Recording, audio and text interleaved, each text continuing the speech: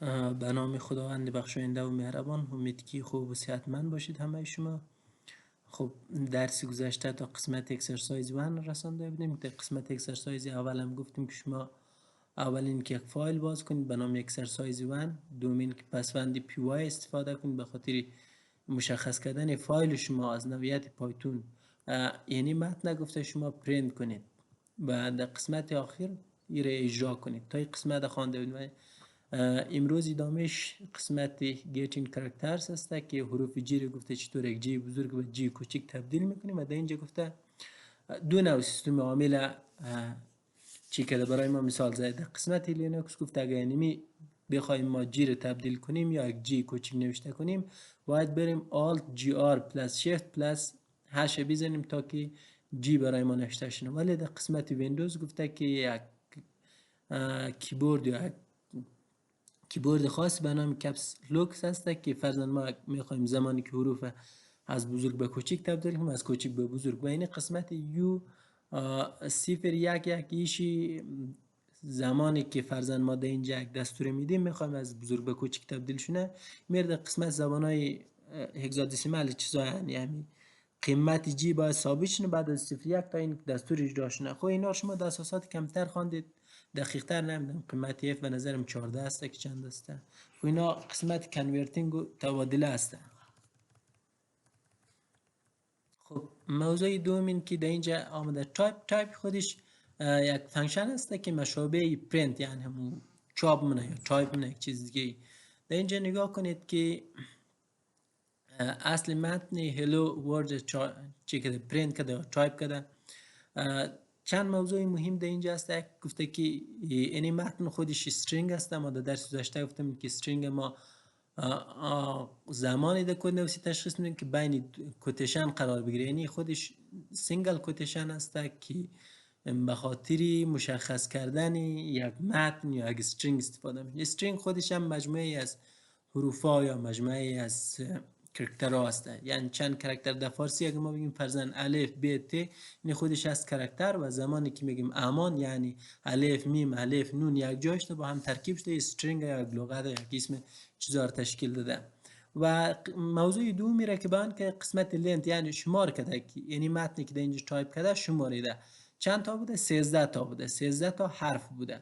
پس در این چه چیزی مهمی است که یعنی نگاه کن، یعنی یک فاصله بوده، یعنی فاصله بین هلو کامه فاصله بعد از ورد. فاصله چون در پایتون به صورت اتومات اعمال نمیشنه و ما به صورت دستی یعنی خود ما میگیم تک فاصله بدیم. پس فاصله همیشه در قسمت شمارش حروف فاصله حساب میشه. یعنی قدر یک فرضاً اگر 6 تایی بوده، اگر یک 6 تایی بوده یک حرف یعنی بوده تا 13 رو تکمیل کرده. یعنی همیشه در قسمت شمارش حروف فاصله حساب میشه در پایتون. و ایش هم قسم قبلا گفتم که فرضاً جیر در اینجا آمده اول دی زبان به نظرم هگزادسیمال است. شما در اساسات کمتر دقیق خواندین. یعنی یک جیر در مرحله اول میدم قسمتی که ما گفتیم پایتون اول ما رو بایت کد تبدیل میکنه. از قسمت بایت کد قیمت زاری میشه بعد از 01. یعنی قیمتش است که باز از طریق هگزادسیمال تبدیل که 287 قیمت واقعی جی است بعد از 01. اما قسم شما را اساسات کمتر دقیق میکنم. من دقیق یادم نیست که فکر کنم اشتباه شما رو تدریس نکنم به خاطر. خب جیر در مرحله اول که تبدیل کرده هگزادسیمال یعنی قیمت شده و در مرحله دوم قیمت ایری که تبدیل کرده شده قیمت 287. یعنی هر کجا که ما بگیم جی را یا از بزرگ به کوچک تبدیل کنیم یا یک جی کوچک بینیم این اتومات هم 287 در کامپیوتر میده. باز کامپیوتر یعنی مورد زبان 01 تبدیل میکنه که شما میدونید قیمت زرش طور 01 تبدیل شونه. باز هر کجا که 287 بینگره اوه میگه یعنی که فقط قیمت جی است، جی رو برای ما و شما پرینت میکنه. هدفی بود که یک اپراتینگ سیستم چه رقم کار میکنه، چه لینوکس باشه چه ویندوز باشه هر چیز دیگه باشه. خب در اینجا گفته adding string together. خب چطور بتونیم دو تا متن یا دو تا لغت یا دو تا حرف پهلوی هم عین عملیات ریاضیکی پهلوی هم. فرضاً اینجا گفته print hello یک یعنی خودش یک استرینگ است. فقط ایش رو توجه کنید. نگاه کن چون بین سینگل کوتیشن هم ده خودش یک متن یعنی دومیش یک متن دیگه است. زمانی که بخوایم اینا رو پهلوی هم چاپ کنیم با استفاده از این علامت مثبت دو متن پهلوی هم چاپ میکنیم. خب یک چیزی مهمی دیگه که نگاه کنید اینجا اسپیس اضافه کرده. قسمت اسپیس خودش به صورت منول و دستی اضافه کرده. تنها در این قسمت سلاید گفته که دو متن که زمانی میخوایم پهلوی هم ما چاپ کنیم یا تایپ کنیم با استفاده از علامت مثبت اونا رو پهلوی هم قرار میدیم.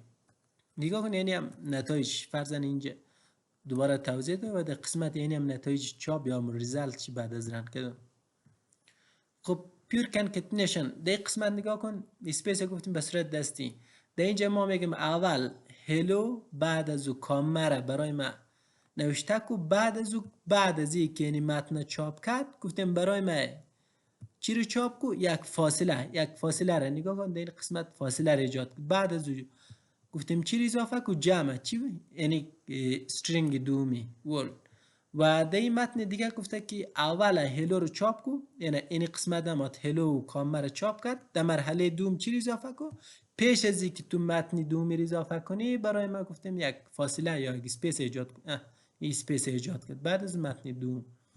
و در اینجا دیدید که گفته که ما دستور نداریم، خود ما نگفتیم که در کجا اسپیس ایجاد کو، این متن رو پهلوی هم یک جای چاپ کردم. خب اصل موضوعی است تا زمانی گفته no space is added automatically، به صورت اتومات یک اسپیس ایجاد نمیشه، یک فاصله ایجاد نمیشه، یعنی بین دو متن ما کم فاصله ایجاد کنه. ما باید خود ما مشخص کنیم که آیا فاصله داشته باشه یا نداشته باشه. موضوع دوم سینگل کوتیشن و دابل کوتیشن. خب اینا کاربرد مختلف در زبان‌های مختلف داره. فرضاً در زبان جاوا ممکنه سینگل کوتیشن با دابل کوتیشن تفاوت داشته باشه، ولی در زبان برنامه‌نویسی پایتون اینا تفاوت نداره، فقط سینگل کوتیشن و دابل کوتیشن دو کاربرد داره. کاربرد اولش همی است که مشخص میکنه که چیزی که نوشته شده متن است یا استرینگ است، به خاطر مشخص کردن استرینگ استفاده میشه. یک کاربرد دومیشی است به خاطر برجسته سازی یک متن. یعنی فرضاً ما اینجا یک متن طولانی نوشتم در فارسی، ما امشب درس داریم. اصل موضوع ما این چی بود از این متن نوشته کنم که درس به شاگردا بفهمون که امروز امشب درس داریم. در فارسی یا در ورد ما میریم همین درس بولد میکنیم، یعنی نسبت به دیگه برجسته تر یا خاناتر شونه، یا یک رنگ سرخی یک چیز دیگه استفاده میکنیم تا شاگرد دقیق تر درک کنه که هدفی از ما یعنی می بوده درس امشب است.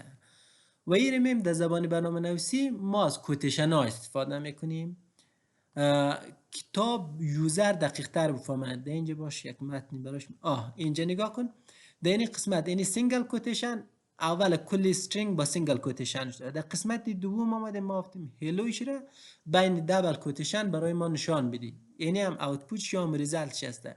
he said hello to her. خب او مرد برای او خانم یا یک سلام داد. اصل عنوان چی بود؟ سلام. اینجا برجسته سازی در ورد ما بریم بولد میکنیم، در اینجا از اینمی کوتیشن ها ما استفاده میکنیم. پس کوتیشن دو کاربرد داشت. کاربرد اولشی که استرینگ برای ما مشخص کنه که یک استرینگ یک متن، در مرحله دوم این که همزمان استفاده میشه به خاطری که برجسته سازی کنه. و اینا شرط های مختلفی داره سینگل کوتیشن. یک شرطش اینمی است که فرضاً در اینجا نگاه کن، زمانی که اصل متن ما داخل سینگل کوتیشن بود، یعنی داخل اینزی باید اینی ما از نوع خلافش باشه، یعنی دابل کوتیشن باشه. و اگر این دابل کوتیشن بود متنی را قرار است ما برجسته کنیم، این باید سینگل کوتیشن باشه. در غیر او صورت ایرور میده.